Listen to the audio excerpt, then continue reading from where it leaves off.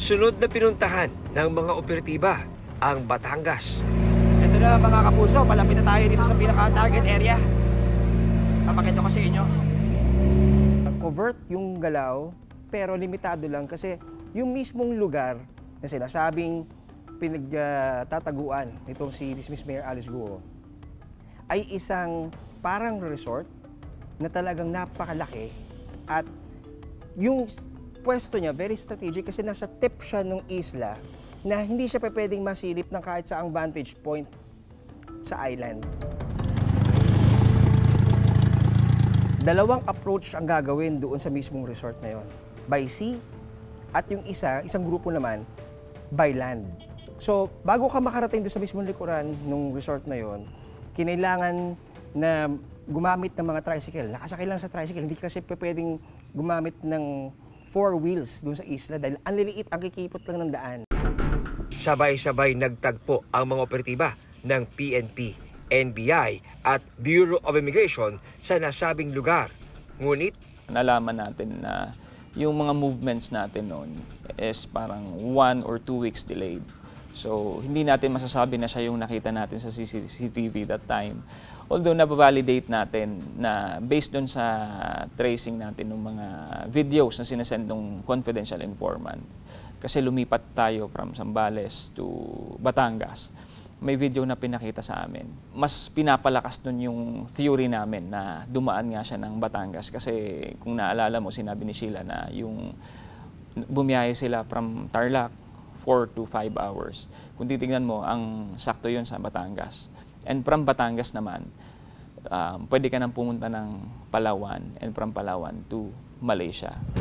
pagdating ng August 19, lumabas na ang balita na nakaalis na si Guo sa bansa. Kasama ang iba pang personalidad na sangkot umano sa Pogo na sina Sheila Guo at Cassandra Leong. Naitalang pumasok sina Guo sa Malaysia noong July 18 at sa Singapore noong July 21. At mula sa ilang CCTV footage, nakitang nasa Indonesia na si Guo nitong Agosto.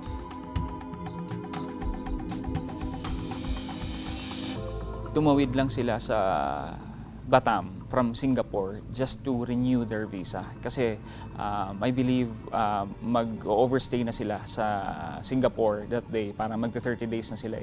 So ganun ang ginagawa usually ng mga tourists sa Singapore. Ang kagandahan nun, very proactive yung Indonesian counterparts natin.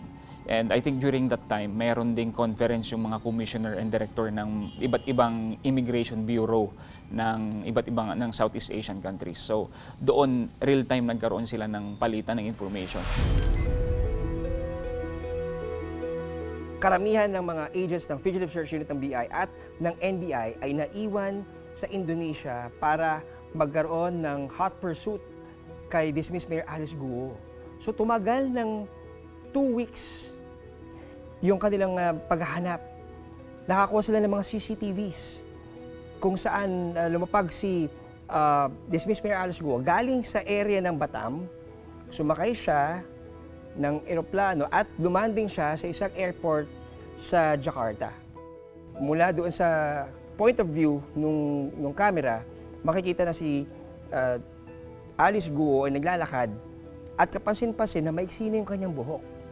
At meron siyang kasamang isang lalaki na nasa kanyang likuran na kinilala yon ng BI na si Duaron Wu, isa sa mga boss ng Lucky South 99.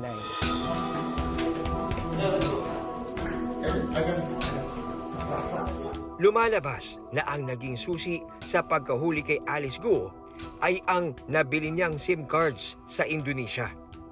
So ang nangyari dyan, dun sa isa sa mga hotels na tinuluyan niya, may nakuha na lalagyan ng SIM cards yung mga Indonesian police. So 3 SIM cards yun. Chinek nila, may isang active. Doon na sila nagkaroon ng idea sa location gamit yung cellphone number na yun. At nasa isang remote village nga sa labas na ng Jakarta nung araw na yun. So it just so happened na nung chinek nila yung village na yun, yung villa na yon dun sa isang remote village, nandun nga siya. wala siyang makinarya kagaya ng ginagawa niya dito sa Pilipinas na may mga pinagtataguan siya ng mga private resort or may mga information pa tayo na may mga underground. Mas challenging talaga nung nandito siya sa Pilipinas. Kasi nandito yung makinarya niya nandito yung pera niya Ang kagandahan nung nasa Indonesia siya, limited yung yung logistics niya doon. Limited yung mga tao na pwedeng tumulong sa kanya. Nakita ng publiko si Alice Guo sa kanyang kauna-unahang hearing sa Senado nitong May 2024. Hindi ko na po masyado maalala po, Your Honor. Napag-alaman sa hearings na ang mayor ng Bamban Tarlac, isa sa mga incorporator ng Baofu Land Development Incorporated, isang real estate company. Ang Baofu Compound na katabi mismo ng munisipyo ng Bamban, may mahigit 30 building na may dormitoryo, villas at maging underground tunnels. 2 beses itong ni-raid. Una, noong February 2023 dahil napag-alamang isang kumpanya na nag-uopisina roon ang Hongsheng Gaming Corporation na nagsasagawa umano ng cryptocurrency scams. Sunod itong ni-raid nitong March 2024 para naman sa human trafficking, serious illegal detention at torture. So hindi lang siyang simpleng krimen. Kaya sabi ko nga, hiding in plain sight, medyo nadiskubre. Dahil may nadiskubre na isang illegal pogo sa Bamban, na isang maliit na munisipyo pero napakalaking pogo hub.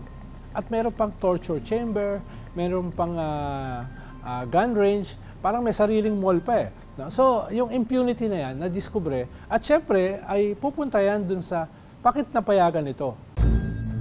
Sa raid ng mga otoridad, dito nakita ang pangalan ni Alice Guo sa mga electricity bill, statement of accounts, at maging sa sweldo ng housekeeping staff. Your Honor, tutorial po kasing ginawa po sa akin. Salo po kasi kami ng farm nakatira po.